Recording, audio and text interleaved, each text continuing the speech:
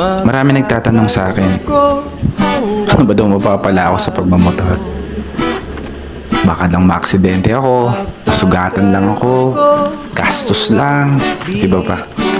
Pero alam mo ba, lagi kong sinasabi sa kanila sa tuwing tinatanong nila ako, bakit ang hilig mo sa motor?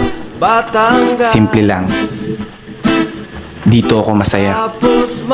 At ito rin ang bumubuhay sa dugo ko.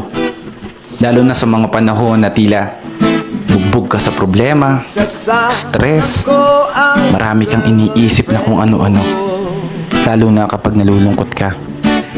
Pagmamotor ang isang pinakamabisang paraan para lahat ng dinadala mo tuluyang gumaan. Bars. Kaya munting paalala para sa lahat ng mga kapatid na motorista na patuloy sumasabay sa hamon ng buhay. Palagi tayong mag-ingat. Lagi